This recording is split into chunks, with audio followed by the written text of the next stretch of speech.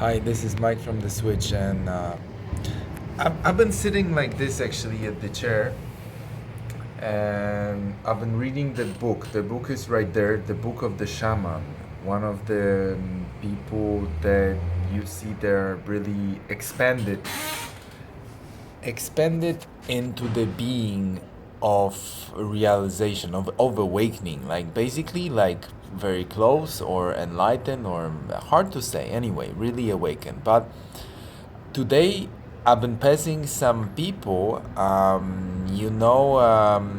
Usually I don't want to use this subject to provoke egos of mine and of yours, but maybe it's something to be said sooner or later, because I have those thoughts when I'm passing on the street. Like there was two beautiful, nice girls standing on the street with the stand-ups, with some newspapers, with some magazines from Jehovah Witness. That is one of the religions, like Catholic, like other religions we have around the world, and I'm always thinking when I talk to those people, they're the most kind, polite people I actually meet. A lot of people I meet around the world in different countries. Some of them are from America traveling.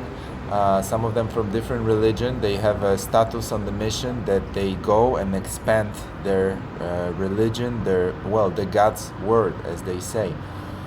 But then I think, you know, why so much dogma? Why it has to be religion? Why it has to be about one book? Usually they carry one book with them. It's a Bible or some kind of special Bible, and they say, Mike, take this. This is here. This is the truth. And I'm like, who wrote that? And I'm reading this, and this is so much complicated bullshit. And I tell them, well, thank you that you want to give me that book, but I've seen 5, 10 times more easier to understand books like Ramta, like my shaman here that I'm reading, like anybody who is really expanded. And those books are not expanded. They're having a lot of dogmas, a lot of complicated sentence from 2,000 years before or 5,000 years before, or who knows who wrote that, because actually nobody can state that this guy or other guy wrote that or it was the real. Well, I don't want to go there, but I wanted to say, why so much dogma? Do you think your book, your religion is the right one? Because every one of those groups that I meet on the streets around the world, they say like, Mike, this is the book and this is the one, and they are similar. Those Bibles are similar, but they say different things. They say Jesus exists, Jesus didn't exist. Like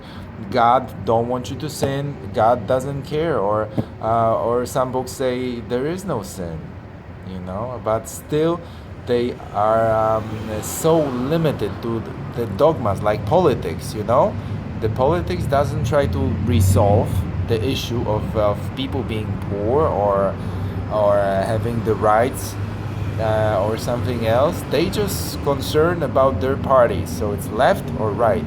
And the same with religion, I noticed.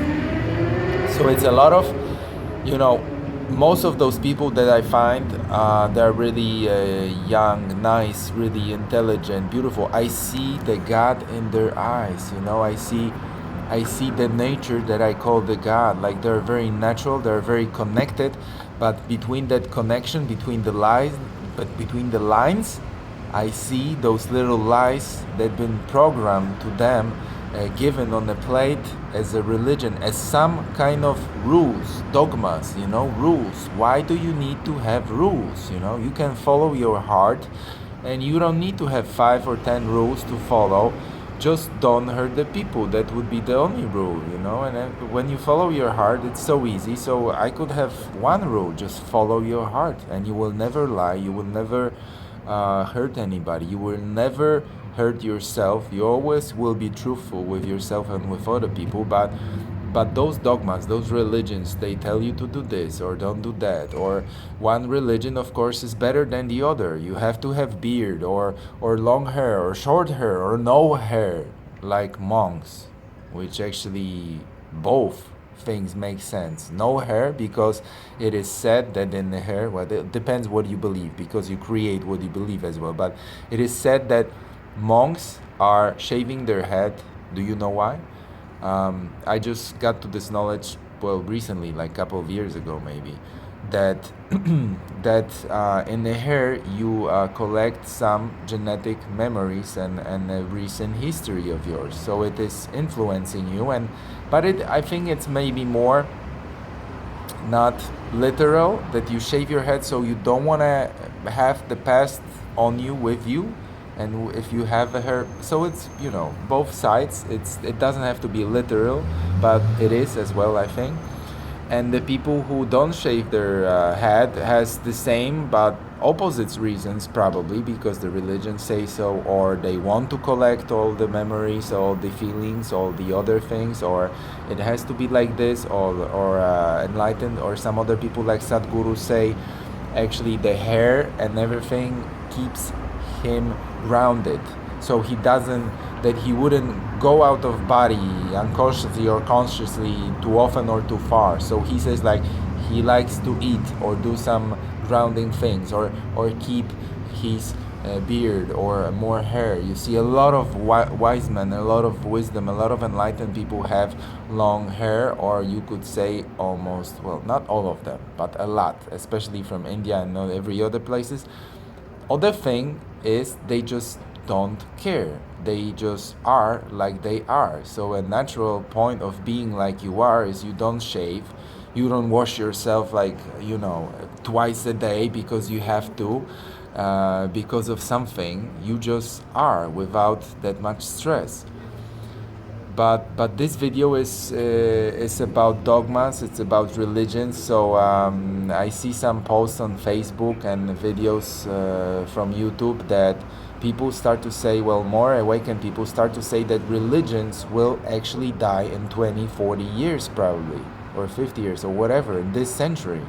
And you see, this is not against you. This is not against people. This is not against humanity. This is against stupidity and division. But I'm trying not to use my ego in this process. I just call the names like it is, because it is not wise to make division, that I'm like this and my neighbor is like that. I would, if I had to make division, I would give points, like my neighbor on the left has 3 points for politeness, and my neighbor from the right has 4 points from kindness, for kindness, whatever.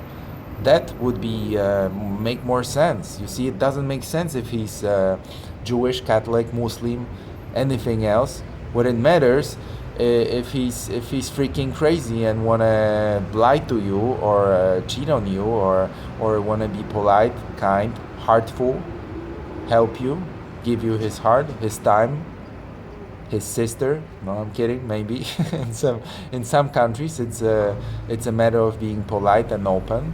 Well, actually, in most of normal countries and open-hearted and natural countries. So not the country I am from, actually, and probably not the most of the countries in Europe as well. But what I wanted to say: stop dividing, stop division. Look the wisdom in the air, in the nature. I'm not sure if the beautiful sunset is seen here, but it is just beautiful sunset there, and you can feel the God or whatever. Well, you can feel something, energy, some kind of creation when you look at it. So you don't have to. You see, if you cannot find it yourself in the simple things like this in nature, that's why we go and drink. That's why we look for some more excitement. That's why we look at something fixed in religion. We look in the places where it's not there because we don't know where it is. So we take any package that says like, oh, I got it here. Look, this is the package. Package number 1 contains like the God is like this and the sun's God is like that, and you have to follow the sun and you have to follow those people and those wisdoms, and you cannot do this or you cannot do that. And the other package is like, oh, you can do this, but not on Friday and not on Saturday, and the other days you can do, but 30 days in the year you cannot eat, or the other time you cannot sleep. And the third package looks or says something totally else. Why would you join any? I mean, I know why would you join any package, to feel secure, to feel better. I mean, to feel, just to feel, to be somewhere, to have something fixed. That's why we go to work as well. We don't quit work because we're afraid there is nothing to fix and we will not survive another month, even though a lot of us live in Western countries when there is abundance. Nobody really is hungry. Even homeless people here on the streets in Poland, they always eat something if they sit around the bars or whatever. So nobody goes hungry unless they really want to. Well, there are also many other countries that we could fix the hunger easily if our politicians really wanted to, but they are speaking about it for 20, 30, 40, 50 years, and you see they pretend they didn't find solution, but their solution is to let the people starve maybe, and not to have the bigger population so fast like it would be if we provide the food to the masses, to everyone in Africa and Asia, you see, and everywhere. So this is other subject, but this video was about the religion, about the division, to think about it, maybe to leave it behind. You can still believe God, you can still believe whatever you don't have to call it. You can believe it in your heart. You can keep it, show it from your heart. Go to your neighbor, go to the store, smile to a girl working there, lady, old man. Give somebody food, buy a sandwich, help,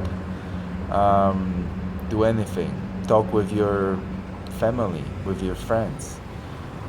Be nice. Be nice to yourself. Find love for yourself, then you will find love as well in the nature everywhere. You're gonna start to open your eyes. You're gonna start feeling, oh my God, it was always here. It is happening. It was always happening. I was just keeping my eyes really closed. That's why I couldn't feel it. That's why I couldn't provide the kindness, politeness, help for other people who didn't have it, because I didn't have it myself as well. So that's pretty much it. Maybe one day we're gonna come back to religion and division, or maybe not. We can speak about it when there's no ego involved, because when there's ego involved, it's consuming my energy, it's consuming your energy. So ego concepts, how to resolve it, dissolve it. Some people say directly kill it, the egos. The thing that is draining our energy, the mind concepts and different emotions that are pulling us down. And this could be nothing bad, even simple conversation about politics, I see, is activating egos between people, and it's draining energies a lot. And then you finish conversation up to 5 or 30 minutes or 35 minutes, and then you see like, oh my God, I've been so nervous, shaky, tired after talking, and we could talk about beautiful things, abundance, prosperity, making some business, love, beautiful people, nice trips, bringing some more luck into life, happiness, bringing more energy. This video I'm recording actually after reading this book, and this book was saying how to do exercise, how to provide prana, how to attract prana from surroundings. So I hope as well to go to see the shaman on the desert and to have the teachings from the first hand, even though it is described in the book, so you can read it. You can download it, you can read it, you can learn. Right now I'm in the city and the book says like do it in the nature when there's a lot of prana. But I noticed I've been doing this exercise. What the guy really mentioned, I'm going to close the window. What the guy really mentioned in the book is the same thing that I've been doing, like breathing slowly, closing the breath, keeping it to the moment it tingles in the head and in the third eye, and let it breathe out and go down. This is one of the simple exercises that have been taught by other people, and this exercise also, well, it came up naturally to me. I've been listening to some people, so subconsciously I remember what they've been saying, through the few books that I read in my life about that, and few teachers that been saying how to breathe, how to do breathing, but in the past I never believed that. But after years of trying it and doing different meditation and relaxing and thinking optimistically in life, you start to feel the energies, and then when the breath is going, you feel how the energy goes down, for example. And when you keep the breath upstairs, the energy goes up here, and it tickles you, and it tickles your third eye, and you feel that you can release it, or you can put it somewhere downstairs again. So it is pretty interesting that this shit really works. And I've been doing just 3, 4, 5 breaths like that, and I've been keeping this energy, breathing with all my body, well, pranic breathing or whatever you call it, and keep it together into the bones, and it really works. You see, I see it in my eyes when I'm videotaping myself. I see more energy that I felt like an hour ago, and it's end of the day actually. So some things are working. We're gonna talk about exercises and the things in the following months, years, as I'm following some directions from some people. I exercise, I travel, I meet different people. I met awakened people in Szczecin in Poland as well. One of my friends got awakened a few months ago after a ceremony of, I think it was Kambo. Maybe we're gonna do a video about it, how he feels, what is the difference in his life, how he changed between few months. I didn't saw him for a year, and a year ago he was really nice, optimistic, always training guy. He's a personal trainer, but then I came back after a year, and the only thing he's talking about is energy, how much energy there is, how much good it is, how much abundance. He talks about it all the time because the spontaneous and the strong awakening came in just weeks or months ago. So then people are like this. They talk only about that. I was like this a few years ago. Well, I didn't go that crazy, like to talk to anybody and all of my friends. Oh, do you feel that energy? Oh, it's gonna bring more energy and everything. I didn't do that, but I was thinking all the time about that, and some of those thoughts I was sharing with every friends I had around me at the parties, whenever, because I couldn't keep it in me. So this is about awakening, about people getting awakened spontaneously or with a lot of work, like my friend was working on that for years and getting more advanced, I guess. And now there's a boom in his life. So I think he will attract new things, new people, new possibilities, new money. Health he already had, so he don't need that much, and energy he has as well. Well, great regards for everybody.